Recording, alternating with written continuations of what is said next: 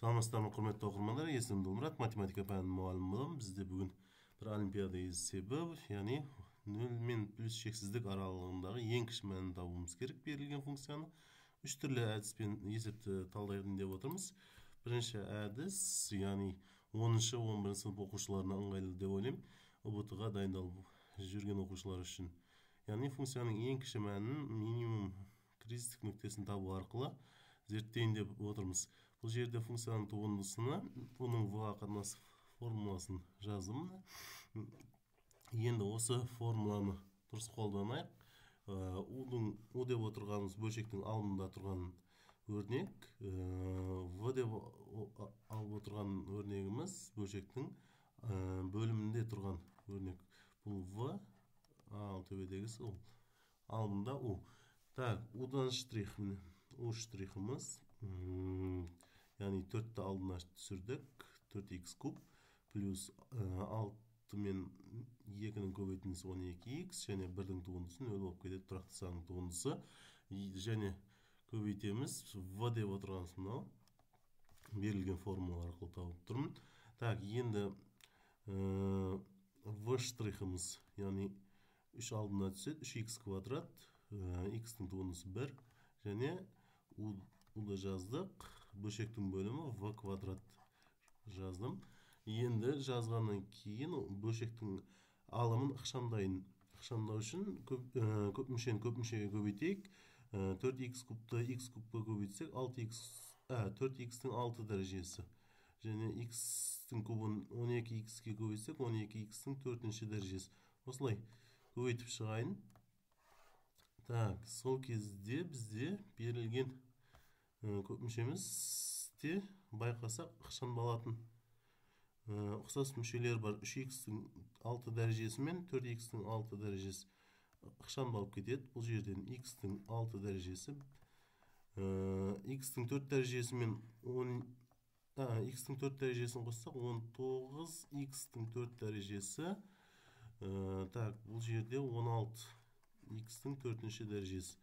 Яғни бұл жерде минус 3x-тің 4-ші дәрежесі шығады.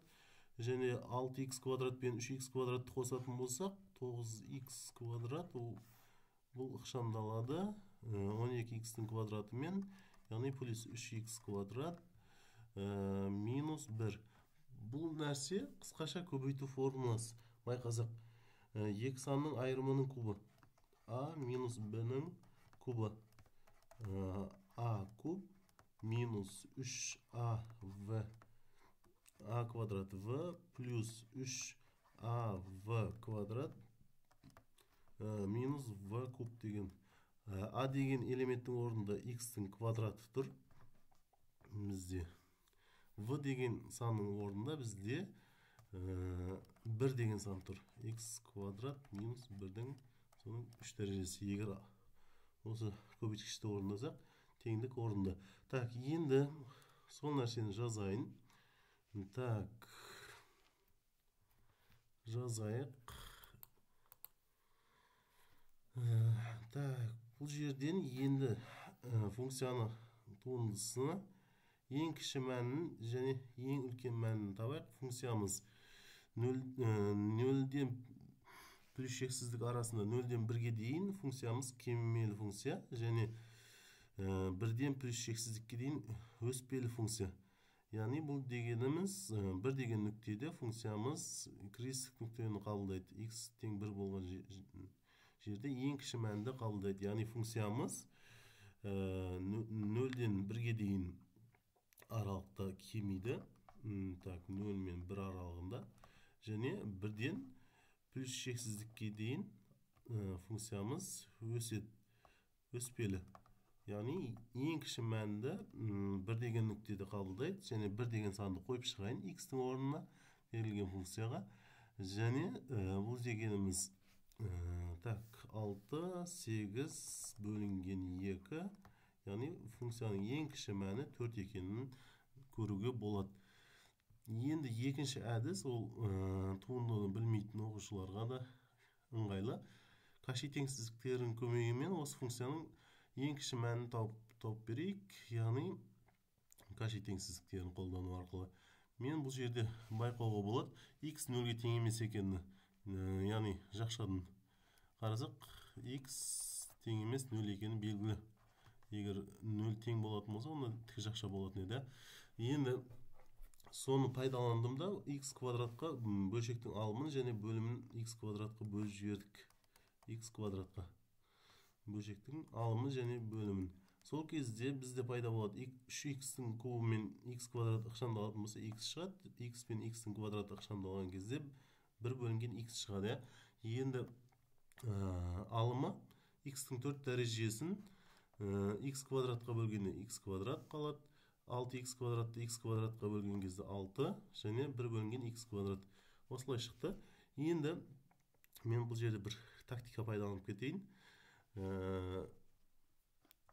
6 деген санды 4 және 2-нің қосындысы ретінде көруге болады. Егер 2 мен 4-ті қоссақ 6 шығады. Енді мына тұрғанымыз қысқаша көбейту формуласы байқасақ. X квадрат плюс 2 көбейткен x көбейткен 1 бөлінген x плюс 1 бөлінген x квадрат деп жазуға болады. Ол дегеніміз x плюс 1 бөлінген x соның квадраты екені белгілі. Соны жаздық. Енді ыңғайлылық үшін мен x плюс 1 бөлінген x a деп жазайын. Ыңғайлылық үшін f от x функциямыз, яғни a деп алып отырған санымыз. Мұнан a деп алатын болсақ, бөлшек a-ның квадраты алымы плюс 4 бөлінген a. Енді бұл жерде бұл өрнекті де шамалы түрлендіруге болады. A плюс 4 бөлінген A. Және Каши теңсіздіктерін қолданатын болсақ, бұл теңсіздігіміз 4-тен үлкен екені, үлкен немесе тең екені белгілі. Енді осы нәрсені дәлелдеп берейік.